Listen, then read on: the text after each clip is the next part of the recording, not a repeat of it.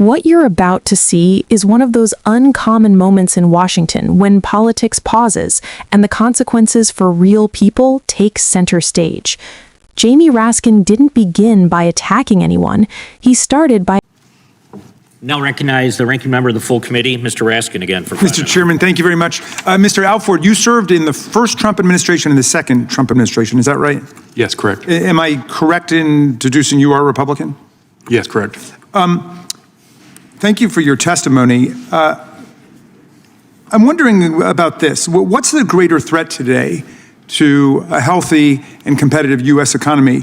Corruption in our own antitrust agencies or foreign countries' enforcement of their antitrust laws? I would say the former. The concern for protecting the U.S. market is absolutely critical to the American people. And what we want in the United States is vigorous antitrust enforcement that will protect the average American. And that is being undermined now in light of the undue influence of lobbyists. The DOJ manual begins by stating the legal judgments of the Department of Justice must be impartial and insulated from political influence. Can you share with the Judiciary Committee what you saw as the second most senior political appointee at the Antitrust Division of DOJ relevant to that principle? Yes, obviously I have to be careful with respect to government deliberative privilege, but as has been publicly reported, lobbyists are pervasively involved in every level of the Department of Justice, trying to influence the outcomes, not based on the merits, but based on relationships that these lobbyists have with particular individuals in power.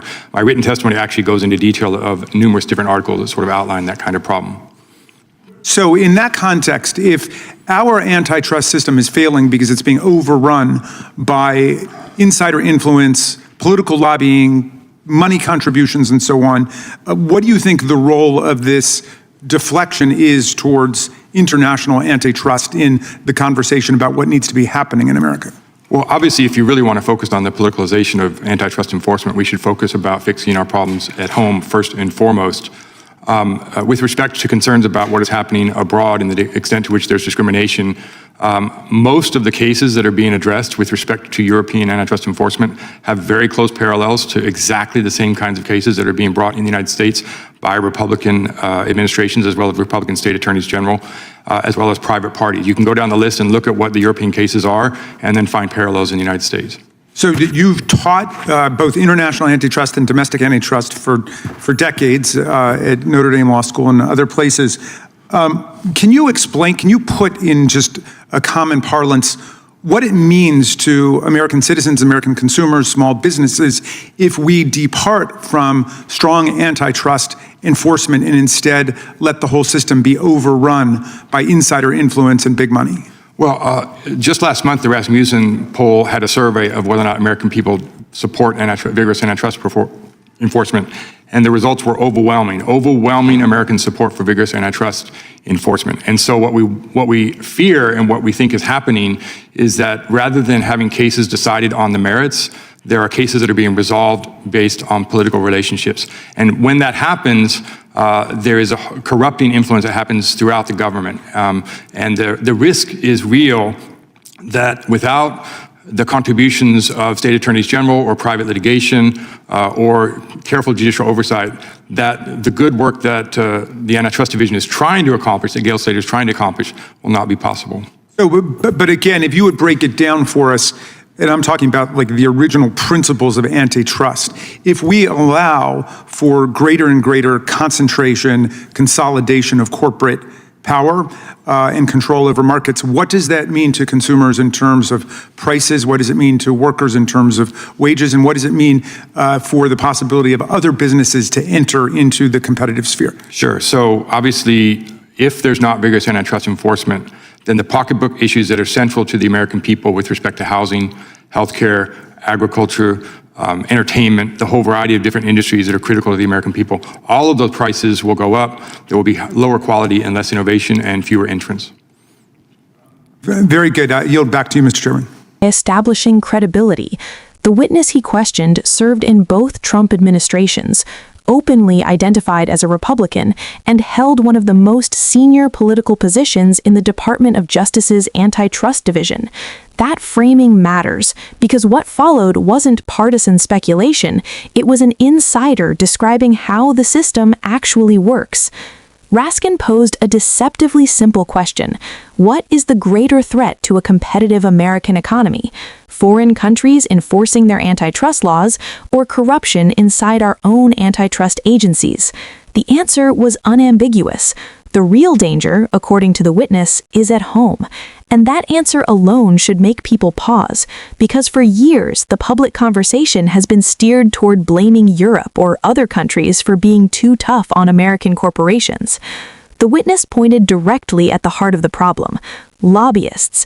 Not policy disagreements, not legal uncertainty, lobbyists with personal relationships to people in power, working every level of the Justice Department to influence outcomes not on the merits of the law, but on who they know and how much money is involved.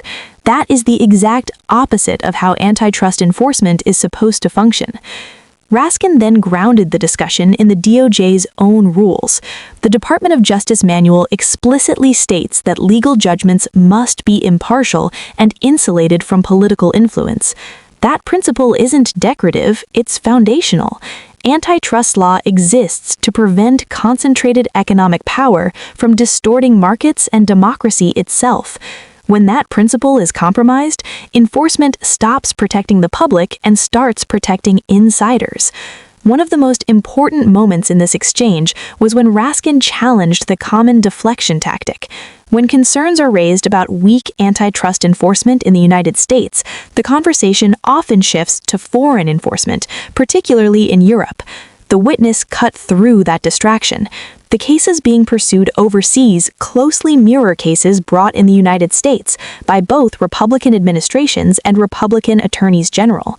In other words, this isn't foreign overreach, it's consistent application of competition law.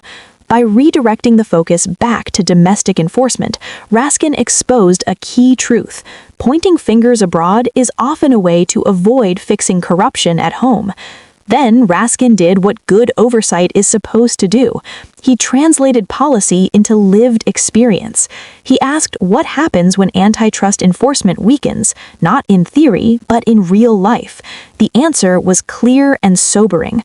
Prices go up, quality goes down, innovation slows, fewer new businesses can enter the market, workers lose bargaining power, consumers pay more for housing, healthcare, food, and entertainment, all while having fewer choices.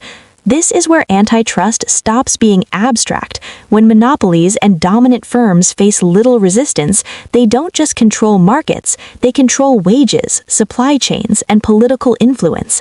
That's why antitrust law was created in the first place. It wasn't about punishing success, it was about preventing economic power from becoming permanent and unaccountable. The witness also highlighted something many people don't realize.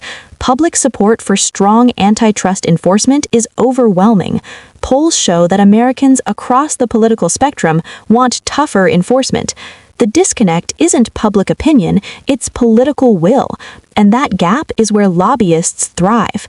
What makes this exchange especially powerful is that it reframes antitrust as a democracy issue, not just an economic one. When corporate concentration grows unchecked, it doesn't just distort markets, it distorts government.